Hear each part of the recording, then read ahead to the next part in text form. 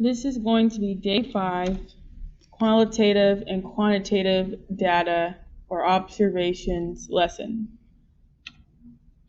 The objective is you will become familiar with the qualitative and quantitative observations and how to tell them apart. First off, we're going to watch a warm-up video. This should be a review, hopefully. If you have not been able to actually get your hands on a triple beam balance, there's an activity. You can click on the link through Canvas to kind of play with a triple beam balance underneath the warm-up. So we're just going to watch this video. Hopefully this is review.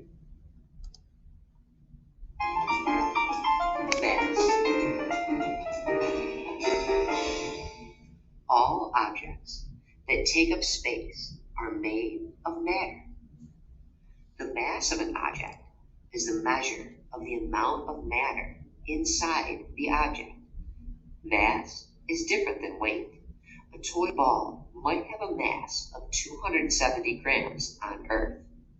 If you take the same toy and bring it into space, the amount of matter in the ball did not change, so its mass is still 270 grams. The bowling ball does, however, weigh 1/6 as much due to gravity. To measure the mass of an object, a triple beam balance can be used.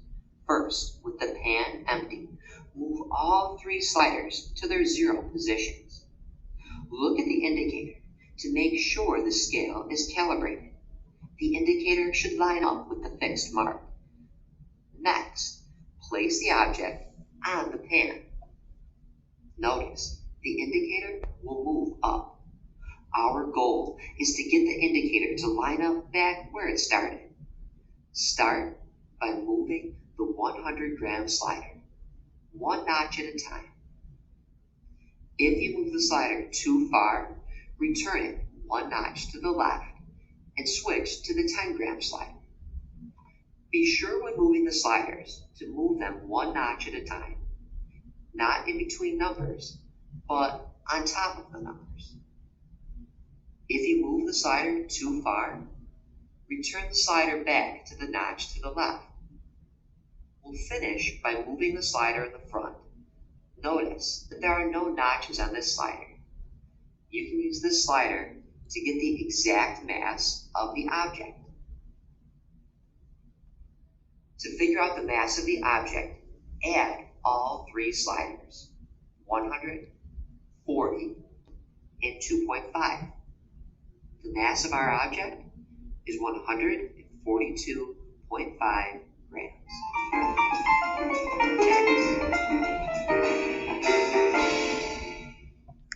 To learn about volume, click volume. Okay, so hopefully that was just a quick review for you on how to use a triple beam balance. And again, if you want more extra practice, you can view that link through Canvas on Module 5. Okay, getting into our observations lesson. This is just going to be a review over observations. We went over observations and inferences in the last video. So this should be a review over observations and introducing qualitative and quantitative observations.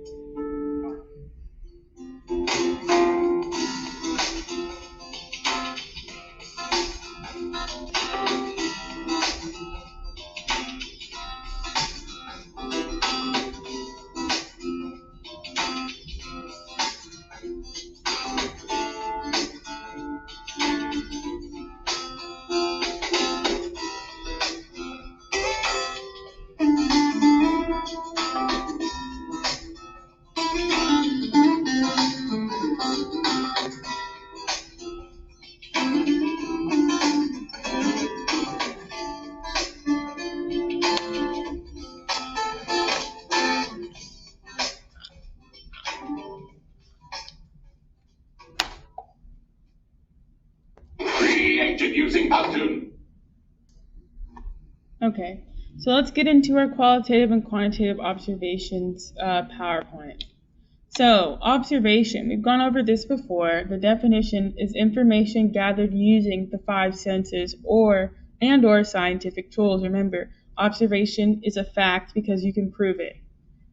Now, in that scope of an observation, there are two types of observation. The first one being a qualitative observation. These are observations made using the five senses. The literal definition of an observation, remember, that we use when determining whether it's an observation over inference. If you can use the five senses to determine it is a qualitative observation. What I like people to look at is look at the word take off the Q-U-A-L, and I kind of think of it as the quality. Use the five senses to find the quality of something, right? You're going to buy a new pair of Nikes, you're going to touch them. You might smell them, I don't know. You're definitely going to look at them and see maybe if they squeak. If they're not, you're using your five senses to determine the quality of that object, making that a qualitative observation. The second type of observation is the quantitative observation. These are observations made by counting or using scientific tools. If it doesn't have a number in it, it's not a quantitative observation. You look at the first part, quantity, okay? You're thinking of the quantity of this observation. If I go and I look at my dad's closet and I counted all of the shoes and I came up with a number, that would make that observation a quantitative. If I just went in and looked at his shoes, that would be a qualitative. So we'll get into the difference more extensively. Again, so here we go. Qualitative, five senses: touch, taste, sight, hearing, and smelling. There aren't any numbers. So basically the easiest way to go through this, if you see a sentence and it says determine whether it's a qualitative or quantitative, and it doesn't have any numbers in it, it's automatically a qualitative observation. So here's some examples. The teddy bear is soft. This example is a qualitative sentence because to determine if something is soft, you have to do what? You have to touch it, and touching is one of our five senses, so this is a qualitative observation. The pickle tastes sour. To determine a pickle, if it tastes sour or not, you have to taste it, literally says it, and that is one of the five senses. Again, qualitative observation. The car is red, your sight, you have to use your sight to see that, qualitative. The music is loud, using your hearing, and the candle smells sweet, your smell. These are all qualitative because, first off, there's not a number in any of the sentences, and you're using your five senses to determine these observations. All right, quantitative. So these are observations, again, made by counting or using scientific tools. Now, these are the scientific tools you can use. You can use a scale. We went over a triple beam balance before, or just a regular, weight scale, a thermometer, a meter stick, a clock, or stopwatch. These are all ways to measure something, right? Whether it's weight, temperature, length, or time. You're measuring something. You will end up with a number. Quantitative observations always contain a number because, once again, you're determining the quantity of something, so you're counting. They have to do with the quantity, like I said, amount. These are examples of quantitative observations. The boy weighs 90 pounds. There's a number in there. I automatically know it's quantitative, but we know we use weight in pounds, quantitative observation, because we had to measure something. It is 75 degrees outside. Again, there's a number, automatically quantitative. Use a thermometer to determine the exact degrees it is outside. The worm is 8 centimeters long. The movie was 2 hours long. These are all examples of quantitative observations. Look at them. They all have numbers in them. All right, so let's compare the phrases and see how they change up and how similar the sentences might be, but what really determines it being one or the other. A qualitative sentence. The snake was very long. What makes that sentence qualitative is saying very long means you have to see the snake to know it's very long using your five senses. Now, if I were to say the same thing, but I wanted to make it quantitative, all I would need to do is to add in a number. And if I said the snake was 7 meters long, that will no longer be a qualitative observation. I now made that a quantitative observation because I determined the exact measurement of that snake. And if it has a number in it, like we have said, it is a quantitative observation. There were a lot of cars in the parking lot. Again, using your sight, if you're out looking at a parking lot, that's a qualitative observation. We're not being specific. Now, if I were to say there are 200 cars in the parking lot, again, quantitative because we counted. It is hot outside today.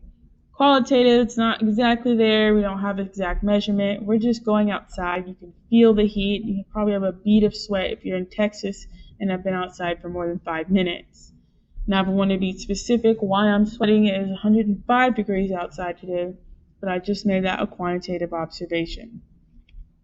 Now you just have your assignments, your guided practice. You're going to do in Canvas, complete the qualitative and quantitative practice, guided practice.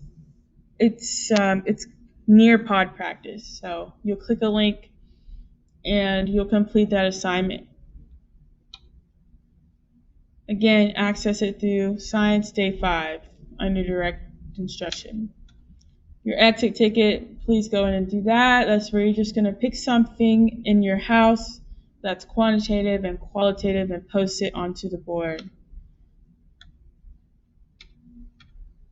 And last but not least, your independent practice today is qualitative versus quantitative independent practice.